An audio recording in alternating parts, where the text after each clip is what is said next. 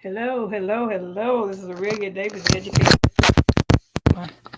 My mic on, even though I have a good mouth, so I'm sure you hear Rosalie all in my mouth. But here today, just to talk to you, if you've never seen me before, I'm Aurelia Davis, the educator's educator. I'm all in pink today. I felt in pink. I felt like being pink today. So I have on my pink, and I feel real bright and just energetic. Pink makes me energetic. But I am a retired school teacher from Chicago Public Schools. I taught over 31 years. And after retiring in 2012, I decided that I wanted to continue to share my experience as an educator, hoping to just build up the confidence in some teachers that are still that are in the classroom, that are still teaching today, and just to give them that extra support they need as they go throughout the journey of being a teacher. This is something that's very important, and it's something that we as educators always need. We always need it, whether we want it or not. We just need that support system in place, or that village. And sometimes that village can be inside of your building, but at the same time, a lot of times that village can be outside of your building. That person that has did it before, and they can just continue to share and give you support wherever you need it, in classroom management and parent teacher conferences and assessments with the students, doing lesson plans, all of those things. And if that's something that you feel that you need, feel free to go over to my website, aureliadavis.com, and just see some of the offerings that I do have, that I have been able to put together for these last couple of years, just to support teachers. Well, today we're talking about um, conducting exit interviews. And of course, conducting exit interviews are basically and mostly for high school students, those students that are getting ready to venture into the next world of education, be it that they're going into technical careers, because we can't just assume all high school students are going to go to college. Some of them may choose to go into technical careers. Some of them may choose to go into careers that will not require them to have a 4 year degree. So they may end up going to like a 2 year college to get an associate's degree in a particular field, or a certificate in something. But to have that exit interview in place is something that a lot of our students do need, because I say it for the simple reason that at one time we assumed that every child that was 17 was mature. That's not always the case. That's not always the case. We have sometimes our students do not, or our children do not mature until like they're into their 20s. And that means taking on the full responsibility of who they are, what they want to do, what responsibilities they have, and just to get it to the level where they are just taking on being the individual that they want to do and want to be, but sometimes they just can't pull it off.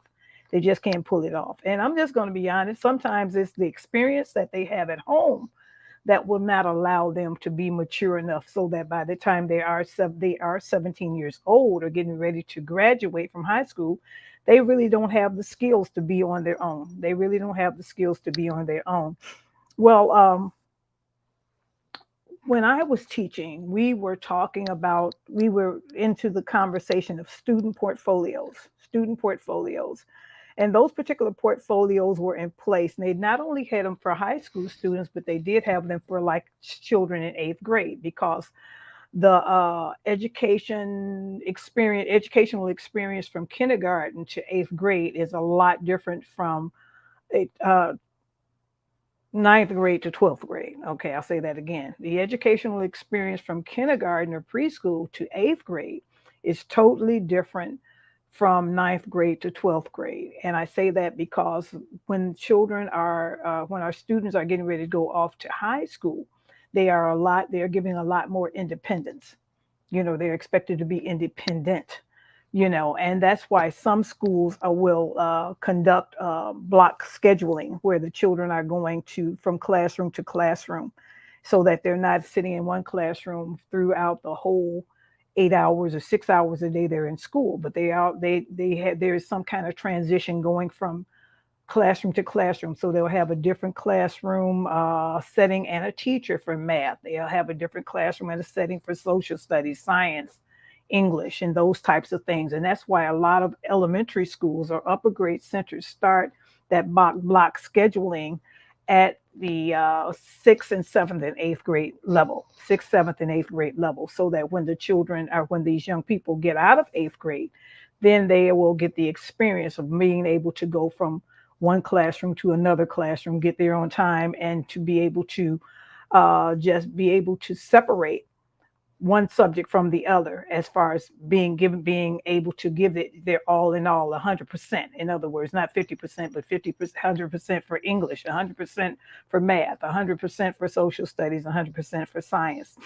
So I said all that to say this, that exiting interviews can have been done in the past with eighth graders, but they are starting to do more exiting interviews now with high schoolers because they feel that this is needed. And at one time, we just assumed that by the time a young person was getting ready to graduate from high school, that they were ready for life. It doesn't work like that anymore. It's not like that anymore. We have a whole different set of individuals now that are so unique in what they need that we have to be ready as educators and adults to give them whatever they need in order to keep them there, in order for them to stay where we want them to stay if they choose to go to college. And so we don't just always assume that they're going to be college ready. So that they back in the day, we did what was called portfolios. We did portfolios. And unfortunately, at the time, it was something that was written out. These portfolios were written out and they were conducted so that the child was able to show his assessments from grades kindergarten through eighth grade. They were able to show how they show growth in English, their writing skills. Writing samples was included in that.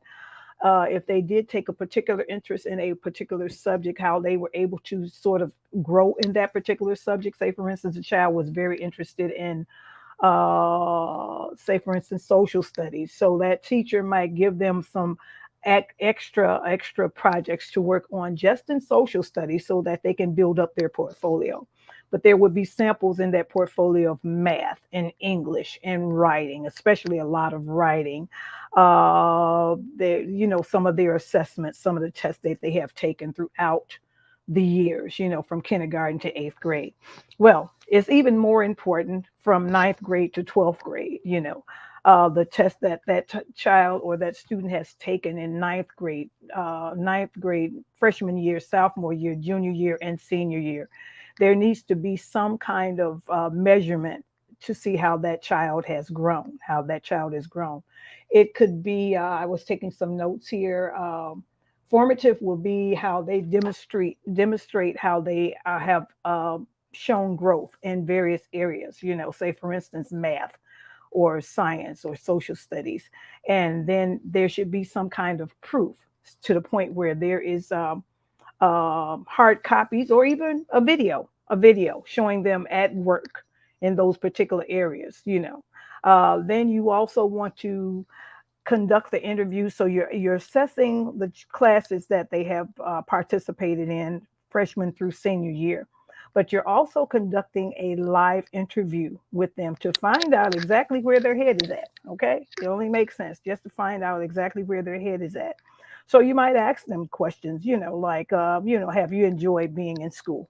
Okay. And then you want them to be as honest as possible. You, as an educator, you will if you want to tape it, you want to get their permission to tape it, or either they can do a video.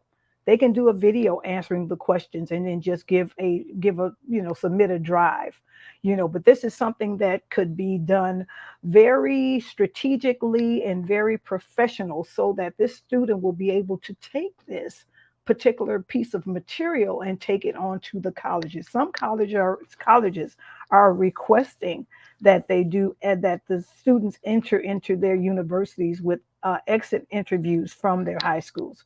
In other words, they want to know the full gist of this particular child. They want to know how this child thinks. They want to know their mindset about education and so on and so forth. And sometimes those exit interviews can immediately tell if a child belongs in college. If a child belongs in college. That's why a lot of universities are asking for these exit interviews before a student even registers for college, or they're asking for them when they get ready to do their I know what I'm trying to say. When they go in, and stay those couple of days just to into the college experience to see exactly what it's like. These are very important for the simple reason now that we cannot no longer take it for granted that everyone that graduates from high school is a college material. And it does not necessarily mean that they won't be able to ever go to college, but it might mean that they may have to waylay going into a university until they are mature enough to could tackle that particular area of their life as far as going into a university.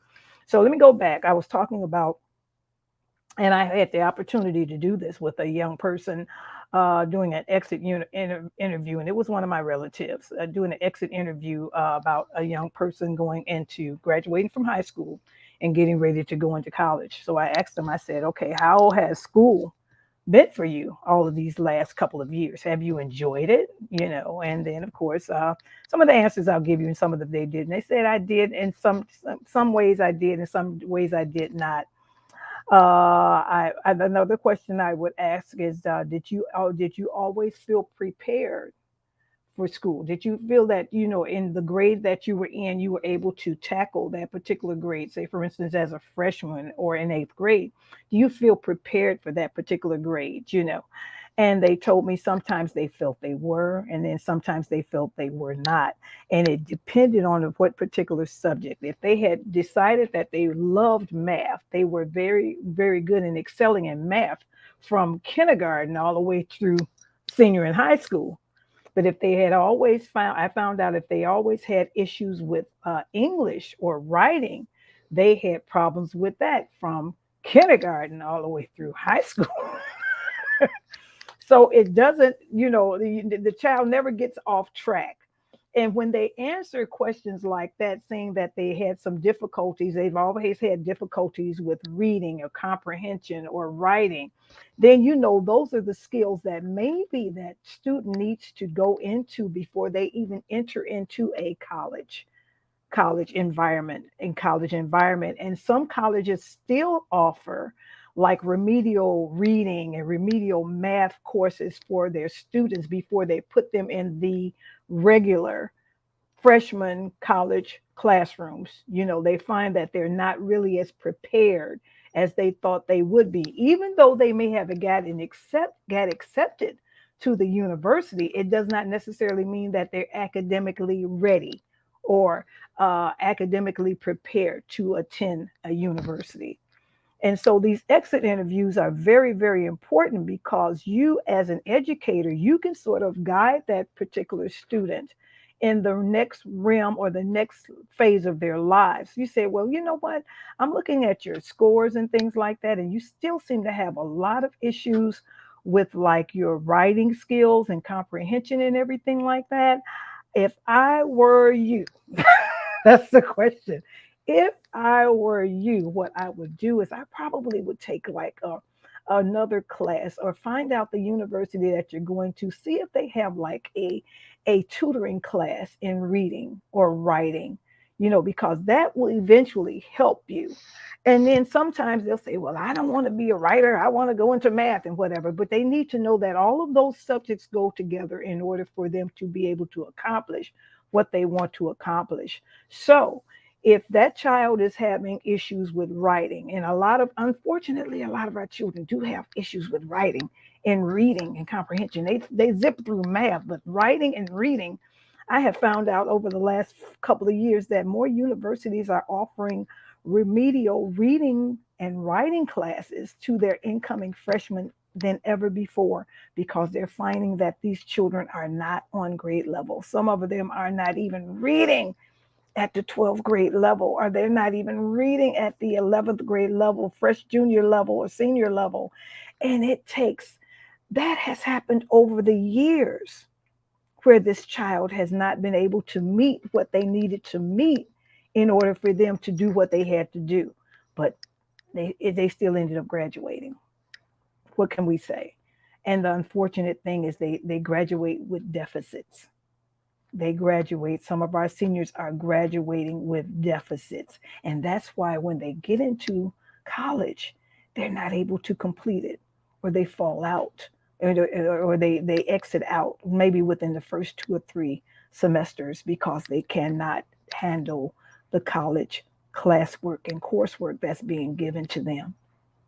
So that's why exiting interviews are so necessary, and you don't even have to be a educator to do this. If you are a aunt or a concerned relative that has a senior that's getting ready to graduate, and they have gotten all pumped up and excited about going off to a university, and then you're giving them the trunk party and the trunk, and they're getting all of these presents and things to get ready to go off to the university. I, as a aunt and as a relative, have found out that sometimes we just cannot take it for granted that these young people are ready. So my sister and I, we have did some exit interviews to find out, especially when we're getting ready to put so much money into a child's education to go off to college, and we find out that they're not ready. The university will take them immediately, but we know that academically they are not ready, and they're not going to last. It has happened so many times, no more than like a year or two, and then they drop out. They drop out. So exit interviews are good, even if you're an educator or even if you're just a relative. Before you getting ready to send that niece or nephew off, do an exit interview. What did you like about school? What didn't you like about school? What were your favorite classes? If you were to say realistically about how you are doing or how you did in school, do you think that you were always successful? Okay. Or did you have issues with certain classes? And there's nothing wrong with that. What was your strongest course? What was your strongest course, and what made that your strongest course? What was your weakest course? Okay. And what made that your weakest course? And sometimes you're going to find out that if they are behind in a particular subject, they may have been behind for a long period of time. And that's when you want to suggest that they take like a class at the junior high school level, at the junior high, not the junior high school level, at the junior college level. I'm sorry. Take a class at the junior college level, English 101, English 100. All of those courses do exist.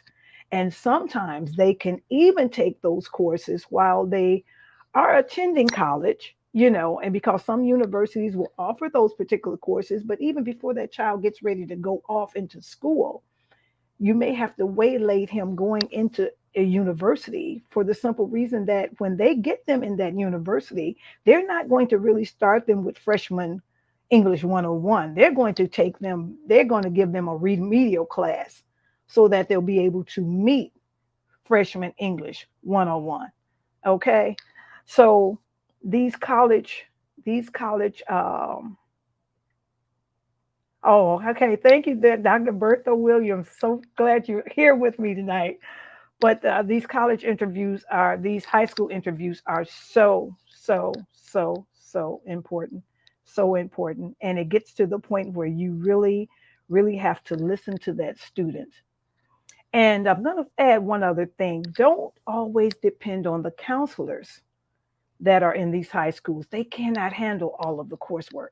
They cannot handle it all. First of all, if they're working with seniors, they're trying to get them their applications in place. They're trying to just do everything for them to get ready to go into college. And they really don't have time to do interviews because they are just basically getting the paperwork in place so that the children, these students or these seniors can graduate and go to the schools they want to go to. And sometimes it's not beneficial to that senior because that senior is not ready to go to college. Okay, so these interviews are so very, very important. And like I said before, it doesn't have to necessarily be from a college counselor. I mean, from a high school counselor. It can be a relative, or if you're an educator, then you need to be able to conduct anybody. You can conduct a high school exiting, interview with a high school senior and just find out, especially if it's somebody that you're mentoring or talking to. And at the same time, it gets to the point where you are important to that child. And then you know what?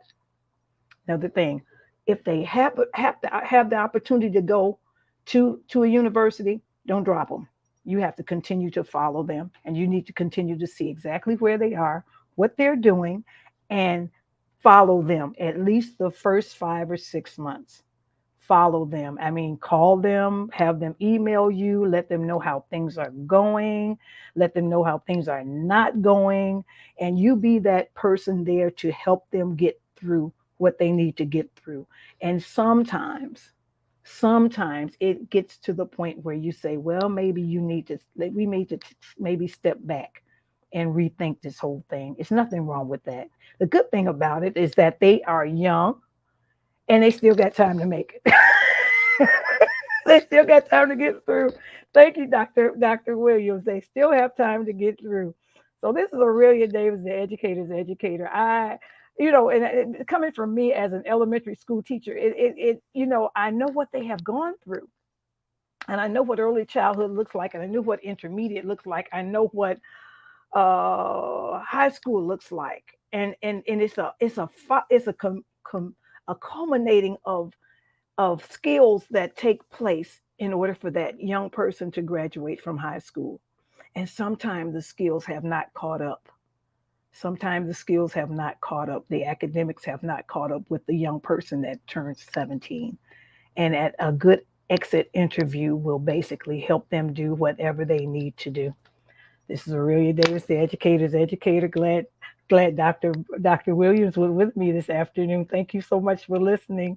And everybody, if you feel free to go over to my website, see some of the offerings I have. I'm oh yeah, mine is early childhood also. Early childhood. I love early childhood. And Dr. Williams, give me an email or check with me, and maybe we can do some networking together. I would love to talk to you. This is Aurelia Davis, educator's educator. Go over to my website, aureliadavis.com. Love to talk to you. Take care and have a nice evening. Bye bye.